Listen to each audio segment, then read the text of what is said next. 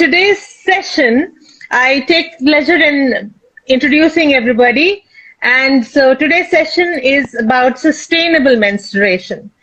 So let's first go through who are on our panel today. Dr. Meenakshi Bharath is an alumni of the St. John's Medical College, a gynecologist, a fertility specialist with 40 years of experience. She has been an ardent green warrior championing the cause of segregation, composting, and sustainable living. She is an active member of Solid Waste Management Roundtable. She feels strongly about sustainable menstruation movement and has been a leader in spreading the word among doctors, women, government bodies across the world. She's a senior Rotarian and was instrumental in getting Rotary International to activate a Rotary action group dedicated to menstrual hygiene, and that's not a small task at all. Let's just pause here and, clap to that. And also, I would like to add, she's done over 3,000 sessions in schools and colleges and many, many forums talking about sustainable menstruation. So we will come to that. For those of you who are online, we will come to what is sustainable menstruation shortly. Then we have Smita Kulkarni, a techie turned environmental activist turned an entrepreneur. She has been instrumental in getting plastic ban implemented in many areas across Bangalore and beyond.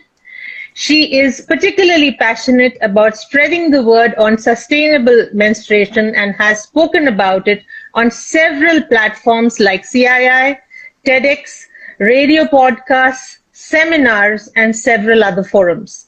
Smita is the co-founder of Stone Soup, which is a social enterprise offering sustainable alternatives. She won the Nama Bengaluru Social Entrepreneur of the Year in 2020. Welcome, Smita. Welcome to this forum, this afternoon's talk. Thank you. Now we come to the great lady who needs no introduction, but how can I not introduce her? Vani Murthy, our compost queen, our worm Rani. She talks, walks, and practices sustainability in all manner. Today, she is here to tell us something about sustainable menstruation. In her own words, I quote, "I never preach anything that I have not tried before, but this one is different." Let us see, why did she say this? And we know how many followers, about 227,000 followers, or maybe I've got the math wrong. Vani will correct us in a bit. So, me, your host for this afternoon, Shalini Charles, hotelier by profession. I work in hospitality education, sustainable hospitality education. We are not here to discuss that today. Well, as a teenager, I started using cloth pads, as all moms and aunts taught us to use cloth pads when I first got my periods, moved to disposable pads until I developed a very bad rash and had to change the brand I was using. That's what my gynae recommended to me. And 2 years, and that's what continued, and until I heard about the cup. 2 years before I hit menopause, I heard about the cup and I said, well, I must try this. And on this forum, I am proud to say that I've had the opportunity to use the cup for 2 years and I'm totally sold on it. So coming to today's topic, here are 4 of us going to be talking this afternoon about sustainable menstruation. Now, let me just leave you guys with some data and hand over to my friend Vani. So, how many years does one disposable sanitary pad take to break down? We all have used sanitary pads. Each pad has as much plastic as 4 plastic bags, and it takes 500 to 700 years to decompose. What does it release? Any toxins? When flushed, it blocks drains. When burnt, it releases dioxins in the air, and in the landfill, it lasts for 500 years. So how many pads do we use? One woman responsible for how much waste? 10 to 15 pads in a month, into 12, into 40 years, we are talking about 6,000 pads minimum a woman uses. So how many women are there in India? Well, you can Google, this is the Google generation, but I will leave you with 355 million menstruating women in India, and you do the maths. So today, Vani and I will be asking Doc and Smita a few questions, and let's see what they have to say. So Vani, over to you. First of all, you tell me what it means, what does sustainable menstruation mean to you, before you bring Doc in. Thank you, Shalini. Thank you, Shalini. And it's such a pride to be amongst all of you, because each of you are such amazing champions. And we together, we have changed the face of how Bangalore talks about, waste and how to manage waste. And of course, sustainable menstruation is an amazing, campaign. And Dr. Meenakshi leading, Dr. Meenakshi being a friend. I think we were, criminals, partners. We started off the whole thing way back in 2007 and 8. And she's the one who motivated me. 2004. Yeah, 2000. I got my math wrong. In fact, she's the one who motivated me and inspired me to be on this path. And I can never forget that. She's the reason why I'm here right now. So thank you so much, Dr. Meenakshi. I call her Minnie. That's how I address her always. And so for me, I and she often tell people that we miss the bus, because by the time we learned about the menstrual cup, we had got into our menopause, and we stopped menstruating. For me, I saw the biggest change happening when I gifted it to my niece when she came to my home to stay with me, and she told me how liberating it was. She's an athlete, she cycles, she treks, and she was the one who gave me all the feedbacks of how important it is to move towards these non-disposable ways of using your period time. First of all, as you gave all the statistics, other than that, in the landfill, what happens to it, and when it gets burnt, as it gets blocked. So all these things definitely give us a hope that we can all shift towards sustainable ways of, using our period time to be more sustainable, and also make sure that we are not harming ourselves, because that's what they're going to talk about, Smita and Dr. Meenakshi. So yes, sustainable menstruation is about choosing, the alternative. One which was already there, like you said, the cloth pad. It used to be the ones our grandmothers, mothers, and we used. And the other one is this lovely, cup that you won't even know you have your period. So we'll be talking about that between all of us. And yes, Shalini, over to you.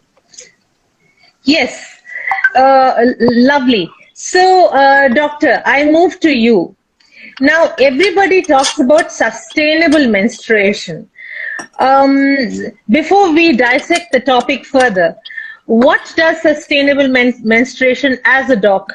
A generic answer from you. I know you can talk about it for hours and hours and hours. So what does it mean to you when you step into a session, or when you approach a crowd of young girls? When I see any woman, my first thing is to tell her, do you know about the menstrual cup? And the other day, because of the festival season, there was a lady standing in front with her baswana, and it suddenly struck me that I should ask her what does she use. Of course, she was a little embarrassed that she was using that she was talking about menstruation, because she's a young 23-year-old, already 3 children, and of course she was using disposable sanitary napkins. So I showed her the cup. I presented her the cup, and I explained to her, but of course I'll have to get my maid to talk about it to her. My maid here has converted to using the menstrual cup and is delighted. Sustainable menstruation is to use products that don't degrade, harming the environment, that is good for your purse, and most importantly, that is absolutely healthy for you. So far, over the last 70 years, we've been using disposable sanitary napkins, which has been becoming more and more plastic, and that has not been good for our health. So my hope, and I don't know whether I live to see this, is in 20 years' time, we should see a reduction in the cervical cancer rates for women in India and abroad, because women have converted to using the menstrual cup. Thank you, doctor. Smita, doctor's saying that, cloth and cup. But somewhere I remember reading saying that a cloth also causes cancer. Do you have any insight on that? So if cloth caused cancer, all of us are wearing cloth day in and day out. Our underwear is made of cloth. So the problem Cotton cloth. in cloth, the reason why cloth pads or cloth as a menstruation product got a bad name was because of the taboo around menstruation. Even when women were using cloth, they were putting it for drying behind the bathroom door, under the cupboard, inside the, in confined spaces, in under, without, people had this belief that if a man sees a menstrual cloth hanging, he'll get eye cancer. So, it's something like, so, so many misconceptions regarding, that nobody should see that cloth. So even if they put it on the sun, there would be a towel on top of it. So that is what caused, unhygienic conditions and bacterial growth and other problems that arise from it, not really in the cloth, but in the way the cloth was managed. Even when we talk about cloth pads today, we talk about it's just as important to manage it, openly, freely, hang it in open air so that, it's hygienic.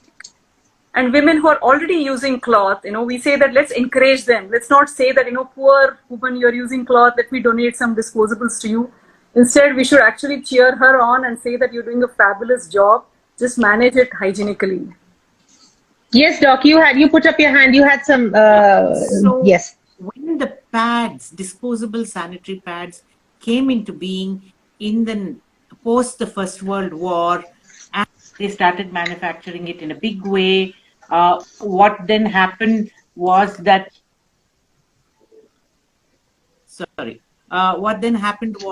people who were manufacturing the pads had to find fault with something that the cloth pad was doing.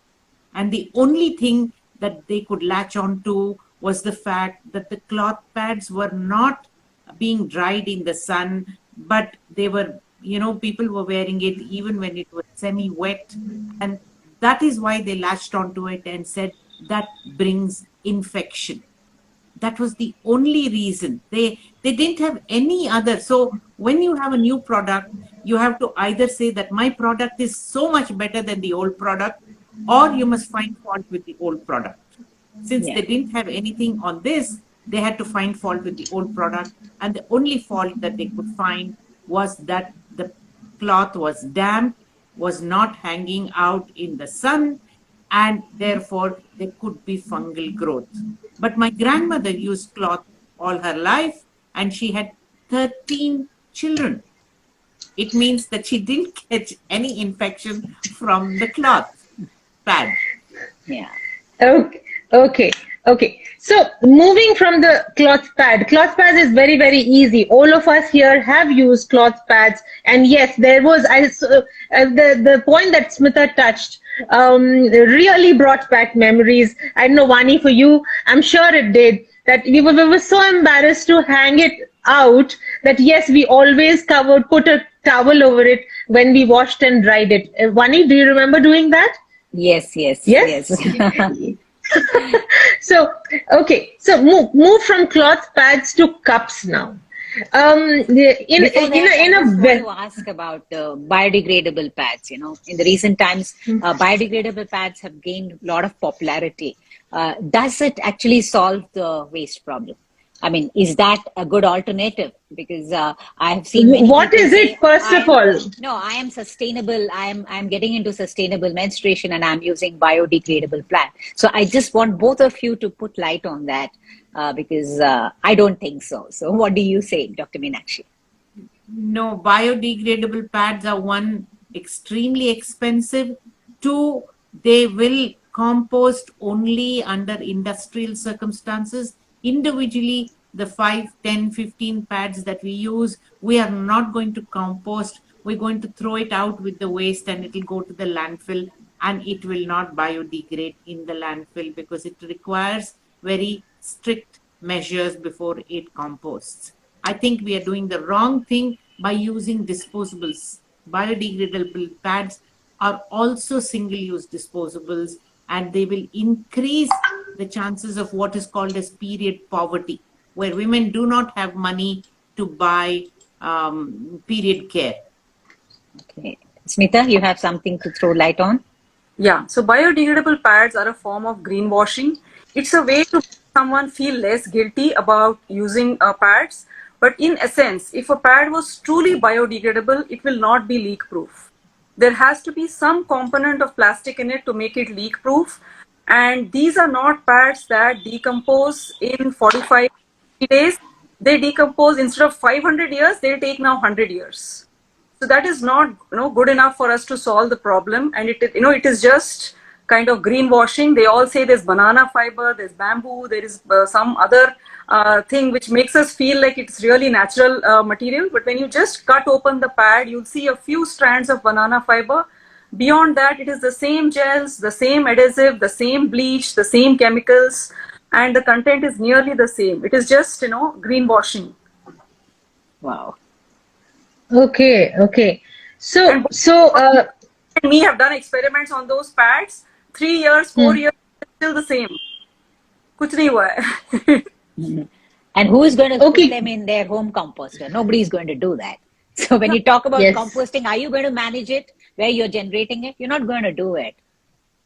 Yeah, actually, that's a scenario.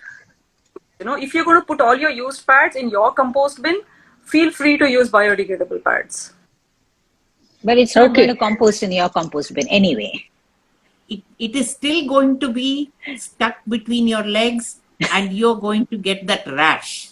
I mean, if you like that rash and you like the fact that you are going to compost it within your garden, go ahead. But the biggest problem with disposable sanitary napkins was that horrible rash that we would get by the second day, and all of us would be walking sideways. It was sheer torture. And I think everybody who wears disposable sanitary napkins, cloth pads to a little lesser extent, it produces rash because it is cloth and not plastic. But this one is sitting inside the vagina and there is no rash. That's the beauty of it. There is no rash, there is no wetness, and you have a brilliant feeling that you are not even during having your periods. That's the reason why I, as a gynecologist, am going hammer and tongs. Anybody I meet, I ask them, do you know about menstrual cup? And will you use it? And if they say no, there is many a time that I've actually gifted it to them. Okay, I'm coming back to your doc because you showed us something which I have never seen myself, but I'm made to believe that doc might forget her wallet when she leaves home, but she'll never ever forget carrying the model of the vagina. Now, to the audience here who do not know what the cup is, we've been hearing cup, cup, cup. Some of us don't know what the cup is. So can you, in simple terms, explain what is this cup with your model? Right. Okay. So this is the model of the uterus. This is the tube. This is the ovary. And this is the vagina, which is 3 inches long. So what do? We are asking you to insert this cup inside, the menstrual cup inside the vagina, and allow all the blood that comes out to directly flow into this. And because it forms a lovely seal, there is no leakage that happens. So no leaking, no spotting, no white discharge, no irritation of the vagina, and no rash on your thighs. This is what this cup will do for you, the menstrual cup. And it's so beautiful that I really wish I was 20 years younger. Same here. क्या करेंगे? I Same can't here. change my age. I can't change the life of my uterus. By the time I learned this, my uterus was sitting in the garbage heap. Let me throw a little bit of a. I mean, I'm very proud that I did get to use this so-called lucky. cup. Yeah, yeah, absolutely. I'm very, very lucky. And so a small personal story to move away from this. 4 years back, it happened 4 years back, and my daughter, who was 23 then, and she heard about the cup on Instagram, and and same time as WMRT, Malini has started talking about the cup. And she one day approached me and she said, you with the waste management group, right? So I've been reading about the cup and I'm seriously considering using it. I said, wow, lovely. So both mom and daughter, 4 years back, ordered her cups online, and she's absolutely hooked to it. And of course, I unfortunately had to stop using it, but because I don't use it anymore. So back to you, Doc, and to Smita, you're doing a great job in finding your the clients, the customers, or the people who really need it. And my daughter is a sports person; she's a footballer, so she swims and she plays football, and that's the ease. This is this cup has helped her to transition. Now, you tell me, Smita or Doc, either which way. I think it's going to Doc. Is it safe? Does it need sterilization? Because there are a lot of sanitization gadgets, all kinds of stuff available, and especially post COVID, you need to sanitize and all that. Can you please tell us something about that? So basically, the vagina is an unsterile organ. There are millions of bacteria here, and this bacteria actually produces an acidic thing, so that the milieu of the vagina is acidic, not alkaline as the rest of the body is. This is made of medical grade silicone, and because the vagina is an unsterile organ, it doesn't need any cleaning other than washing with plain water. Don't put soap. If there are few soap stuck to it, then it will change the vaginal milieu from acidic to alkaline. And this bacteria which is there, millions of them, which protect us, will get thrown out, and then the infective bacteria will go inside. So you're doing yourself an injustice by cleaning this menstrual cup with anything but normal tap water, nothing else. Oh, wow. My other question is, of course, that we don't, under any circumstances, follow any sterilizing techniques when we have intercourse. Bang on. Bang on, Doc. Doc, you're always in your face. So, you're trying to say you don't even need to boil the cup each time. I mean, when you just before you start your period, because so how do you store it after your period? And when you take it out after one cycle, when you need it again, what is the precaution do you take? So basically, don't boil it at all. Don't use hot water. You're spoiling the silicone. So I see. Wash it after during your periods. People say they need 2 cups, one to boil and one to use. No, 1 cup is more than adequate. You just wash it with water and insert it immediately inside without even wiping it, because that water acts as a lubricant. Then once your periods are over, wash it again with plain water, dry it, keep it out in the sun for a little while, maybe an hour or so that there is no moisture left on it, and then put it into this bag, which is made of cotton and is breathing, and then put it inside and keep it where? not throw it into your cupboard. Keep it where you keep your jewelry, because it needs to be found when you have your next period. If you put it into your cupboard between the salwar kameezes, the blouses, the petticoats, and the saris, it You will get be lost. lost. Then you will go and buy another disposable sanitary napkin packet. So Right. keep it with your jewelry. This is to show others. This is for me to use. This is Yeah. mine. Right. So what about Okay. women with IUD? Can they insert the cup as easily without any problem? Absolutely no problem.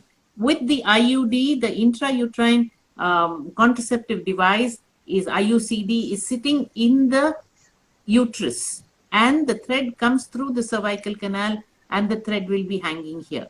This is sitting here in the vagina with a 1-inch gap between the cervix and the cup lip. And when you must press this. When you press this, the vacuum seal is broken and it comes out. Now, when we try and remove the copper T, we know how much of tugging we have to do before the copper T comes out. So this is no comparison to the amount of tugging that we use when we use an instrument to pull out the copper T. So the copper T used to, when we initially put it way back in the 70s and 80s, the copper T, we didn't know, we didn't have ultrasound. And so sometimes the copper T would perforate the uterus and go up. Now, this is made of soft medical grade silicone and it stays here. It cannot puncture anything. It cannot perforate anything. It just stays in the vagina. And many people are scared that the vagina will actually expand because you're wearing it for 3.5 or 4 days. When you deliver your baby and your baby's head is sitting there, that's the size of a coconut. The vagina expands for a little while, and then because the whole thing is getting a coconut-sized head out, then afterwards, within 6 weeks, the uterus, the vagina, everything returns to normal. This cup does not displace it. Remember, at the back, you have a kg of stool sitting in your rectum, and you have 500 ml of urine sitting in the bladder. The bladder does not get, out of shape, nor does the rectum get out of shape. True. Yeah. So, Smita, but we don't know, or we don't think about it in that fashion. Yeah. Being a gynecologist, I would explain it to you more explicitly. Wonderful. I beg your pardon if I, have affected your sensitivities. But once you understand the situation, you know that you can't be doing yourself any harm by using the menstrual cup and keeping it in the vagina. The truth be told. Don't miss this wonderful chance. So, Smita, you and your young daughter, all of you use, does it hurt to insert and remove the cup? Yeah. So, yes and no. As in, it's best to use the cup when your periods are going on. Better not to do any dry runs, because during periods there's enough lubrication and it's much easier to use the menstrual cup. There are certain tips in terms of how to sit. The Indian squatting position is when the pelvic muscles are most relaxed and it's easier to insert. A warm water bath will also relax your muscles. And of course, it's most important, to remember to relax. Most of us are very tense. In fact, 70 to 75% of women whom we have done a survey on, the reason why, even though they're aware about the benefits of cup, they're not using, is because of or the fear of inserting. And we're not talking of only young users here. It's mostly, women who have delivered babies and everything, that even they are scared of inserting. So the best time to insert would be, after a warm water bath or after you've had a nice walk and, just relaxed. And, the pelvic muscles are also relaxed. Otherwise, the muscles also clamp up and it becomes difficult to insert. Even otherwise, if you're not able to insert, you can, apply a little bit of coconut oil on the ring or use KY jelly, and you should be able to insert it relatively easily. And once you get used to it, there is no pain, nothing, it takes 1 or 2 periods to master it. but it's once it's inside, you should not feel anything. You should not feel there's anything between your legs or something is hurting or there's some foreign body inside you or any of that. In fact, one of the most dangerous things about cup is that you forget that you're menstruating. I mean, what a luxury, right? So Really? I have a timer on my phone at 9 p.m. to empty the cup. Otherwise, after a long day, I just crash off and I forget to empty the cup. Wow. Okay. I want somebody to reach, Google's Satya Nadal to actually get a little chip inside this cup, and it will then there will be an app on your phone, and as the cup gets filled, and the cup doesn't get filled, the cup is only this much. The nice part of the cup is you realize that you're not bleeding Ganga Jamuna. So this app should send you a message: 5 ml fill, 10 ml fill, 15 ml fill.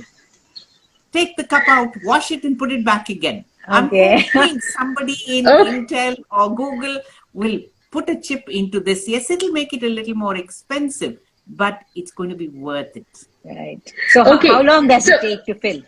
How many ml does in how many hours that you need to Usually you will change 3 pads, 3 disposable sanitary napkins in a day, and which means that each sanitary napkin holds 5 ml.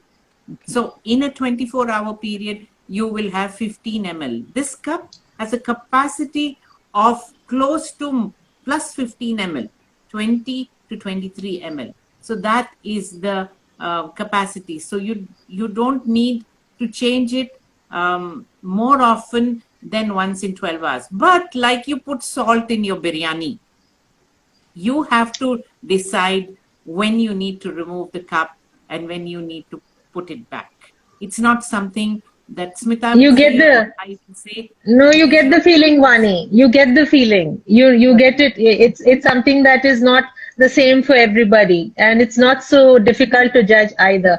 So before we move on with Vani and I actually have a long list of questions, but our viewers have started bringing in questions which were not on our list. So I don't want to disappoint our viewers.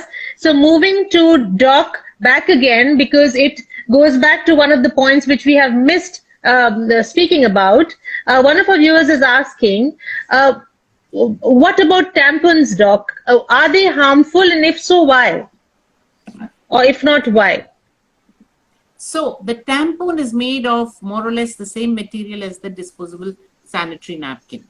The tampon sits inside here and it begins to swell as it absorbs the blood. Hold it a little higher. Hold it a little higher. Yeah. It absorbs the blood. And as it absorbs the blood, because there is no sensor in the, the tampon that is there, made of cotton and whatever synthetic material, this absorbs the vaginal secretions also and makes the vagina dry. And so when it makes the vagina dry, you can't put your finger inside an itch. That's a problem. So that is the difficulty. Yes, it has a thread that hangs down and you can pull it out. Why must you use something that is a 20th century product? This is a 21st century product. Remember, we used to be all on landlines and we are now on mobile phones. That's the 21st century product. And the whole of India has shifted to using gas for cooking. Right. If every woman in the country has shifted to cooking gas, why can they not shift to using a menstrual cup, which is a 21st century product? Lovely. Beautiful. Yeah, love your comparisons and love your answers. So moving on to the next question, Doc. But I think we've covered it. But someone's asking, can I clean the cup with V-Wash after I use the cup? I think you've answered that. Would you like to take on V-Wash? Yeah. So all washes, vaginal washes, are a myth. Like I told you, the vagina is perfectly capable of taking care of its own cleanliness without interference from human beings. When we use V-Wash or any wash for that matter, it changes the milieu here and sends out all the nice bacteria, and nature completely abhors a vacuum. So then the infective bacteria comes in. So no V-wash, just wash with plain water, and that's about all that you need. Once you stop using your V-wash, you will understand that you're so much more comfortable without the wash. So, Okay. Malini is asking, our blood goes inside the uterus when we lie down, which is not good according to spirituality. Does blood go inside the uterus? No. God must have known that there's something like menstrual cup that will come up. And he made this route a one way. One way. Blood can only come out from the uterus through the cervical canal outside. Also remember, when you are lying down and sleeping in the night, blood collects in the vagina, and when you get up, suddenly there is a gush of menstrual blood. So it means that this doesn't climb up. It's a one-way track. So stop worrying about it. God has put all systems in place, and he has put this system also in place. Yeah, it's just like when you go, it doesn't go back. Okay. So there are 3-4 questions about different brands of cups, and they want to know which is a good brand. I guess that totally depends on what size. I think I'll put that question back to Doctor. The question is, what brand do I use? I did start with one particular brand. I'm not naming it here. I feel its stem is a bit long, that sometimes it causes irritation. Then that was my first purchase, so I went to the second brand, and this is also fairly good. But what do you advise? So without taking any sides, back to you, Doc. So those cups which have a stem, the reason the initial cups had a stem was people who were worried that they needed to find something as soon as they put their finger inside the vagina, and the stem was what was, going to identify the cup for you, because they didn't know that the vaginal upper end is a dead end. So there are some which are really long stems. So you have to cut the stem so that it's inside the vagina, not sticking out between your legs. So the stem is only for identification. Once you have found the stem, you need to go above it, and then you need to press so that the seal that has been formed with the vagina, the seal of the cup is formed with the vagina, not with the cervical mouth of the uterus. So the seal is formed with the vagina, and you need to pinch it so that the seal is released. There are small holes in the cup. It will release, and then you pull it down. So don't get worried about it. The cup needs, you can use it with the stem and without the stem. It's completely your choice. But I will leave it to Smita to explain as to why they made the stone soup cup without the stem. All cups have a stem of various types. See, this is a stem. This is a stem. There are larger stems like that that's available all over the market. That is an older design model. Okay, Smita, I want you to take two questions at the same time. Stem, no stem, and how do I judge? That's something coming up from the audience. How do I judge what size, what brand do I use? Yeah. So with the problem with stem was, most women would prefer to get a cup with stem because a surety that, now I know how to take it out. Because like Doc said earlier, women are scared that, it gets lost in the vaginal universe. So like she said, 3 inches of space inside and it will not go in. There's a dead end. Having said that, if you try to take out the cup with the vacuum seal on, you'll end up injuring yourself inside. So even cups which have advice to use the stem just to locate the base, then pinch the base to release the airlock and take it out. And if locating the base is the only function of the stem, then it is too long and it ends up poking some people, and then they have to cut and trim it. So when we got the opportunity to design our own cup, so what we thought is, if it's not serving any purpose and there is not enough space in the vaginal canal for the cup to get lost, we remove the stem altogether and we have grip lines added. So it is easy to grip and take out the cup, and it's called design proofing in design, foolproofing the design, in the sense there's no other way to take out the cup other than to break the vacuum seal. So there's no way that they will hurt themselves. That is one. And second, on the which brand to choose. So if you see on Amazon, Nykaa, and most of these platforms on internet, you will find cups from 200 rupees to 4,000 rupees. So the 2,000, 3,000 rupee cups are the imported cups, Mi Luna, Diva, and Moon Cup, Lunette, and all of these. The 200, 300 ones are what we call as China TPs. I know they are just white labeled products, mass manufactured in China, and just put some label. Sometimes even the label is, the manual also is in Chinese, or it's not even there. It's the, like how Indians, we go through the middle range. We don't buy too cheap and too expensive. So go for the middle range between 800 to 1,200 rupees is where you'll get a good quality made in India cup, which also comes with support. So in case you need, later, am I facing this difficulty because of the cup? I'm facing leaks. What can I do? And all of these, there is someone that you can go back to. Yeah. So I have a question to Doc, because I also see the same question that I wanted to ask. First of all, virgins. Can they use unmarried girls, or what age for the cup? What is the right age? What would you say, Doc? So the hymen is a big issue about a little tissue. It's only about 1 centimeter square, and it already has a hole. If you don't have a hole in the hymen, then your periods won't happen, and that is a problem. So all women are, 99.99% of women have a hole. Can you see that there is a small hole here? And I'm just using this as a big model because 1 centimeter model, a square model, tumko kuch dikhega nahi. So this is the hole, and through this, that is what the blood comes out. Now, before you as a teenager want to use it, please get your mother to use it, because if you are a teenager, your mother is still just short of 40 or just crossed 40, ask your mother to use it. If she uses it, then she will give wholehearted support, like Shalini did to her daughter, to use the cup, because then you understand the goodness of the cup. Now, most people across the world, and even we, were taught that the hymen will rupture.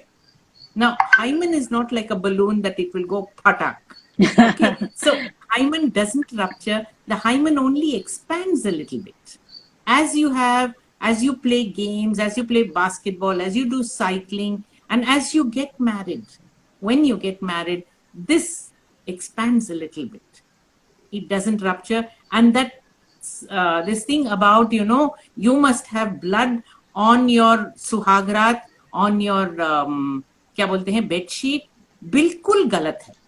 It cannot happen because the hymen usually does not have any blood supply. So that won't happen. Most women will make a small cut and put a drop of blood so that the mother-in-law doesn't think that they're सब कुछ हो गया. सब कुछ हो गया. So This is young hilarious. girls who are, say more than 15, 16 years, or like my colleague's daughter who wanted to do gymnastics, and she learned from her mother that where is the vagina. So the front opening is the urethra, the middle opening is the vaginal opening, and the back opening is the anal opening. So you have to, in the space of 3 to 4 centimeters, figure out that one hole is this, the second hole is that, and the third hole is this. So you have to learn your anatomy. Once you have learned your anatomy, then you are good to go to use the menstrual cup. My contention is, as you become 16, 18 years, you don't ask your mother, Mom, can I wear a high heel shoes? High heel shoes are the most destructive things for your back and your legs, but you still use them. So here is here is a device that you can use without it harming you at all. You need to make the choice. The scare is that yesterday we were talking to some girls from Assam, And you should have seen their eyes were round like this as I was talking about this question. And they just said, how can I use this? We are all unmarried. So I told them that your hymen doesn't rupture. You're getting your periods, the hymen already has a hole in it. It'll stretch a little bit. You're doing exercise, you're doing athletics, you're doing weightlifting, you're doing, so many things. So nothing happens to the hymen. And nothing happens to your marriage just because you've used the menstrual cup. Beautiful. I love the Fantastic. way you explain. Fantastic. I want to come back to Smita. Smita was explaining about the different cups available in the market, and there are some questions relating to that. But because before we move on to that question, you said, Doc said, and you said it's silicone. It's made out of silicone. So the question coming is, how many times or how long can I use a menstrual cup? How long? What is the life cycle? Another question coming in is, at the end of the day, it is plastic. We are saying no to plastic. So what is the life cycle? Where does it go after that? So Smita, to you, and then to Doc, the question remains same. Yeah. So a menstrual cup can be used for 10 years. And like a doc said, if you don't boil it and make it too brittle, then it's perfectly fine for 10 years to be used. If it becomes brittle and develops cracks, that's when you'll know that, you need to change your cup. As far as plastic and, all that is concerned, the similar answer is what doc gave for tampons, for biodegradables. For us, all the products are of two types, reusables or disposables. So reusables, even if they are not biodegradable, because they are used again and again and again. Like, plastic fine, plastic window frames and all of. So similarly, not plastic, this is a derivative of silicone, is a derivative of rubber. But even then, even if it's not biodegradable, it is used. One uses 3 cups in her, that is 70 grams of waste, as compared to the 6,000 pads that you said. So it's a win-win situation when it comes to anything reusable, even if it is non-biodegradable, should be embraced, and anything disposable, even if it's eco-friendly, even if it's supposedly good for the planet, should be avoided because it occupies landfill space. Very Lovely. well said. Lovely. So, medical grade silicone is what is used for all the medical devices, whether it's your heart stent, whether it is the Ryle's tube that is going through your nose, whether it's the catheter that is being put into the through the bladder to the bladder. Medical grade silicone is now the material that is being used for all medical devices. If I'm going to have a stent and I'm going to keep it for 10 years, then it means that it's not harmful, right? So Right. that is the reason why this is made of medical grade silicone. Okay. Wonderful. So while choosing cup, please choose a cup which is made of medical grade silicone. You also know that silicone is what is used for making cakes, so that your cake, your pastry doesn't, and you will be able to tell us, Shalini, how much of the cooking products are used using silicone. But that Right. is cooking grade silicone, not medical grade silicone. So medical grade Right. silicone is a little more expensive. So you need to buy a cup that is, like Smita said, between 500 and 1,000 rupees. When you go to buy a sari, you don't buy a sari which is 200 rupees because you want it to drape properly. You want it to last you properly. The same way, you need to put some money. And imagine if it's 1,000 rupees and you divide it by 10 years, then it is 100 rupees a year, and you divide it by 12 months. It's 8 rupees a month. That is the cost of a single-use disposable napkin. Put maths into it, put comfort into it, and put the fact that at the end of 10 years, you will have 15 grams of waste. So Okay. to me, it's a no-brainer. Okay. So one of the questions, I mean, there are few questions coming in which we have already discussed: care of the cup, storage of the cup. We will be saving, so I'm not going back to those. We will be saving this talk on our IGTV Live, SWMRT. So those of you who missed the first beginning 10-20 minutes, you may go back to that. But the new questions, I'm going to take them now. The common question is, I had leakage issues with my cups and I'm not using it anymore. What do you think went wrong? So, Smita. Yeah, so leakage can happen because of multiple things. One is most of us are too scared to insert the cup completely inside. So sometimes you just inserted this much and you think that it's done, so it's not opened up inside. First thing to try is to push the cup further inside until it really opens up. The other thing is sometimes, like, a doctor said, if you're constipated, or if you're having some issue because of the cervix itself is not straight, it's slightly tilted. In that case, if you open it, if the cup enters like that, and even if it opens up, there might be leakages from the cervix on the other side.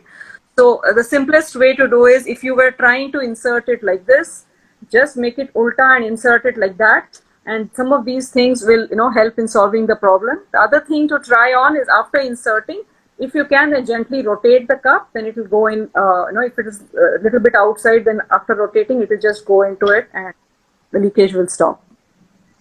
Okay, this question has been coming from Doc. I'll come back to you in a minute, because this is the question you can correlate to what you're trying to say. I think Saundarya asked, is coconut oil good for the vagina? What is the fold you recommend, or does it depend on the individual? So what is your take, Doc, to use coconut oil while inserting, or yes, no, fold? Please take that. Absolutely. Please use coconut, any lubricant, whether it's coconut oil or Vaseline, when you are inserting it for the first time, and you are inserting it when there is no blood yet. There's just the little blood that has come out, which shows you that you have started your periods, but it's not enough to line the walls of the vagina. Then you need to use it in the learning phase. Once you have learned how to use it, you don't even have to worry about it. You know how to use it, and you know how to remove it. The other reason that you may be having spotting is that if you take too long, you have removed the cup, and then you have had a bath, and then you have forgotten to put in the cup, and you've gone to get dressed, then the blood comes down from the vagina and is lying here. And then you put this cup inside, the blood that is outside of the cup will have to come down.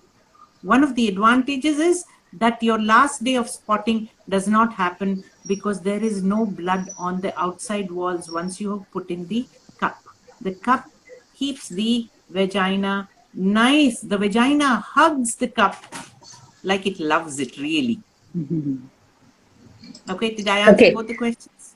Yes, Doc. You've taken care of both the questions that came up over here, and some of them are repeat questions, so I'm not taking it. I've got one recent one saying it's very costly. So Doc's given some statistics a moment ago on it's very costly. Doc, would you just quickly repeat those statistics about the cost? So I think costly is all in your mind. 100 to 150 rupees per month is what you would spend on your pads. And over 10 years, you would be spending about 10,000 rupees. When you buy the cup, between 500 and 1,000 rupees, you divide the 1,000 rupees by 10 years, and it's 100 rupees per year. That divided by 12 is 8 rupees per month. You can't get anything cheaper than this. It's amazingly cheap. Two, the other question that was there was, do I have to buy a large cup because I have 3 children? Do I have to buy a small cup because I'm unmarried? No, you don't have to do that. The vagina is a closed, cavity when there is nothing inside it. When you put it inside, it opens up only that much. So please buy the cup which is medium sized. You don't need to buy a larger or a smaller. If your cup is leaking, You may be having a soft cup. You may need to go to a harder cup because your muscles, like I said, if you are an athlete or a marathon runner, the muscles in the bottom of the vagina are tight, and therefore they may press on this and squeeze it up, and then you will get a leak. So the first question with the leak is learn how to put it inside, and don't wait for 10-15 minutes between removing it and putting it back again. The next question is if it still continues to leak, and 95% of the time there will be no leakage. This is a product where you can sleep without worrying that you will be staining your bed linen. So if you are still leaking, then maybe you are one of those fortunate to have very strong muscles, and you may need to go for a harder cup. I Vani, just you had had a one question. Vani, yeah. Just a little digressing from this. A lot of people, argue about continuing using the disposable because, see, convenience is what they are constantly looking at, and they don't want to try, different things. They say, oh, we have these micro incinerators in, places, and we will just dispose it in that, so it's not going to the landfill or it's not blocking your drains. So, Smita, I mean, you have to tell people what happens in these incinerators. Yeah. So the good way of, the only recommended way of dealing with sanitary waste is to incinerate it in big incinerators which are located outside city limits. For example, Bangalore has only 2 such centers, and currently they are lined up with dealing with waste from the Columbia Asias and all the big hospitals. So they don't have time for household medical waste. So many places, these micro incinerators have come up where, it seems like a good solution that you put in a used pad and it burns, reduces ash, and there is no waste to manage. But the big incinerators operate at temperatures between 800 to 1200 degrees centigrade. And these micro incinerators operate at the temperatures of 200 to 400 degrees centigrade. At these temperatures, when these traditional pads are burned, dioxins are directly released into the air. Now, dioxins don't have smell or any kind of thing. It is just that choking effect that it gives. So most places where these incinerators are installed are non-functional because the moment they start operating, girls refuse to go to the bathroom. It is that uncomfortable. So how can we give a dose of cancer to our children in schools? How can we install these micro incinerators in schools? Completely not recommended by Pollution Control Board. Wow. Lovely, lovely. It's 5 o'clock already and we've been chatting for 1 hour, but I still want to leave Doc with one naughty question, Doc. Tell me. Yes, please. Can you have an intercourse with the cup? That's a desperation. Your woman go for those 5 days. क्या जल्दी है मुझे नहीं समझ आती है बाकी 25 दिन है करने के लिए. No, it's not recommended because this is there. Of course, it can expand. The vagina can expand, and I told you it allows a coconut-sized head to come out. But ideally, when this is there, there is not enough space for another this size thing to go inside. Thank you so much. Thank you, Doc. You've made this session such a fun session with giving so many day-to-day examples. And I want to leave the audience today. Dr. Meenakshi Bharath is one of our founding members of SWMRT, available at any point to answer any questions. Yes, Smita. Yes, Smita. I want to say things that does. So what she did is at her son's wedding, along with the thumb that you gave the coconut and some return goodies, she actually gave a booklet of sustainable menstruation in every one of those tambulam packets at her son's wedding. She actually keeps uterus model and cups along with other things for Ayudh Puja in her, the Gombe, along with the dolls that people sit for Navratri. Okay. No, Doc's a sweetheart, and I know when her daughter delivered, She gave a menstrual cup to all the nurses and the sisters at the hospital. She's a sweetheart. Now, you tell me, Smita, you being a social entrepreneur, propagating the cause of the cup, what is your biggest roadblock? So anything sustainable, anything reusable, like I said, the problem is once women buy cups from us, they'll not come back for 10 years. So there's no repeat customer. So when we ask a retailer, a popular retailer to keep the menstrual cups, he was very smart and he said, Madam, ek bar aayega, 10 saal baad aayega. So no, there's no repeat customer. So why should I keep something like that in my store?